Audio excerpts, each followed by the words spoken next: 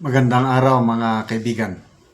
Bigyan natin ng opinion, reaction itong article sa Bilyonaryo.com, tungkol ito sa posibilidad na tanggalin na sa pwesto si DPWH Secretary Bunuan at ang papalit si dating DPWH Secretary Singson. Ito. Singson offered to take over DPWH amid flood control project scandal. Source: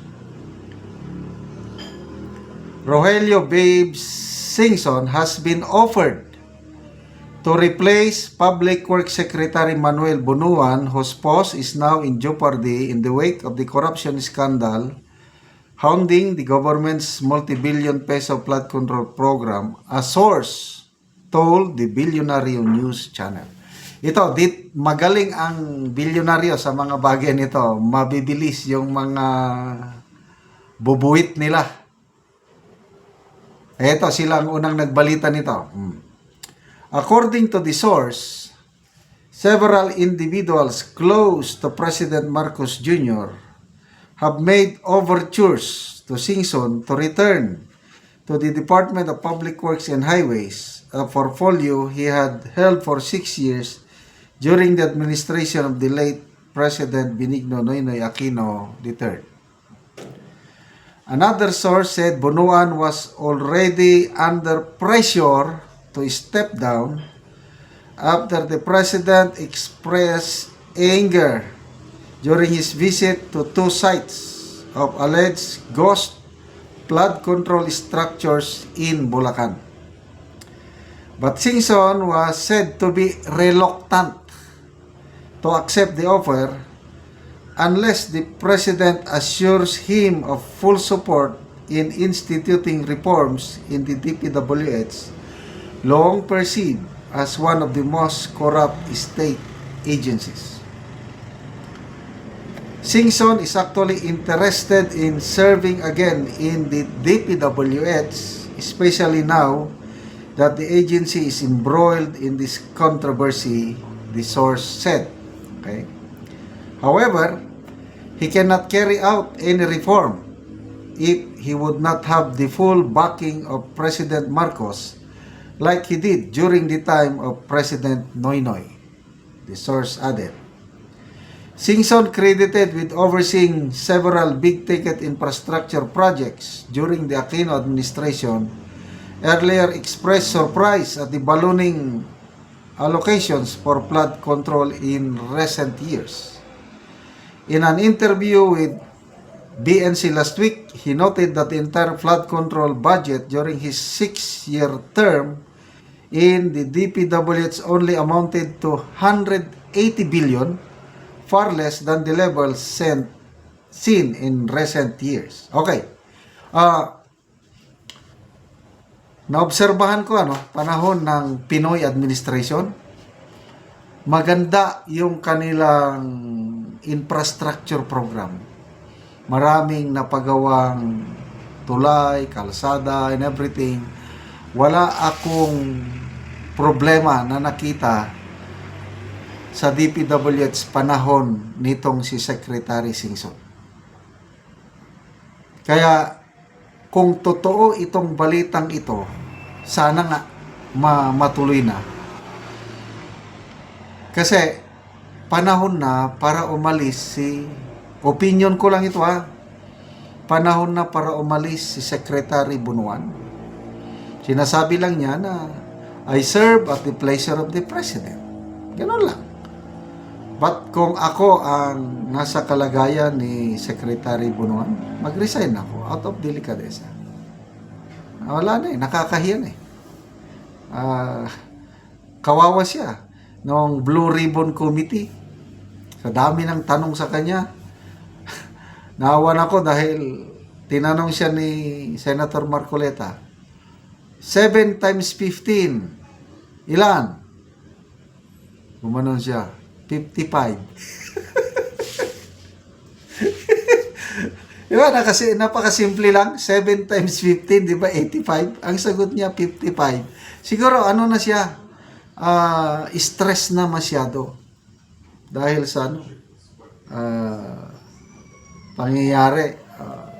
Napapahiya na ang Pangulo dahil paniwalang Pangulo sa mga reports ng DPWH na marami nang nagagawang flood control project.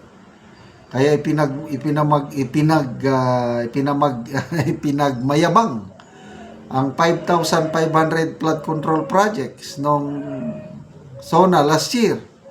Only to find out, karamihan, palpak at guni-guni. Mismo ang Pangulo, siya nang nagsabi, SONA this year. Mga palpak, guni-guni ang inyong mga proyekto, mahiya naman kayo. Sinong sinabihan niyang mahiya naman kayo? Kongresista, DPWH, contractors. So,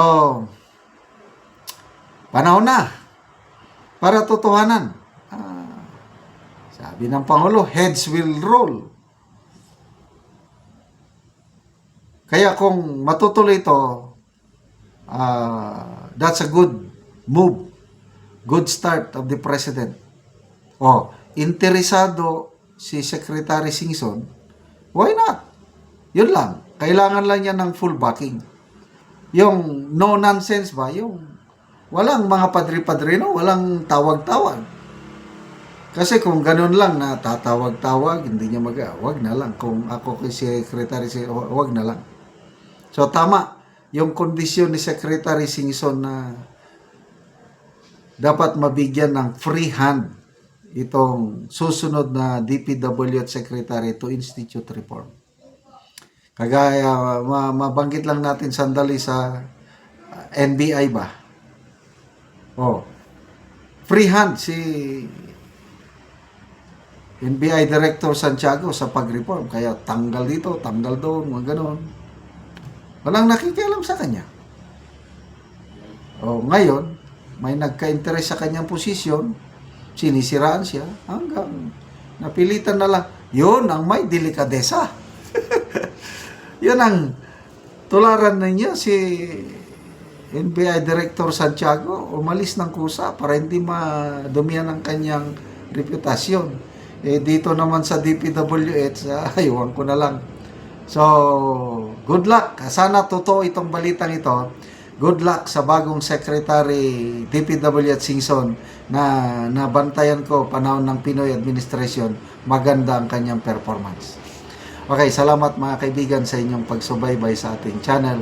Nakakatulong kayo ng malaki sa tribong Talandig ng Bukidnon.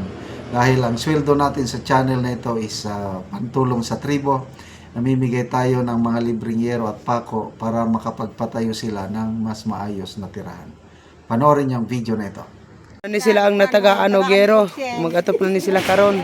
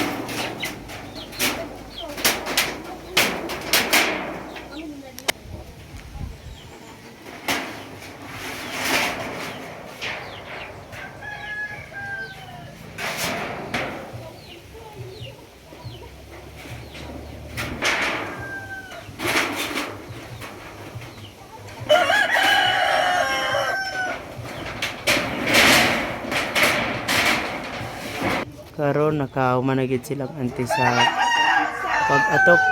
Sa Ginoo, salamat Nangingatan. sa Ginoo nakahatagan mi og sin nga kabalay ni. Dili yan Oo. ulanan. Salamat sa nagkahatag sa akin. Oo.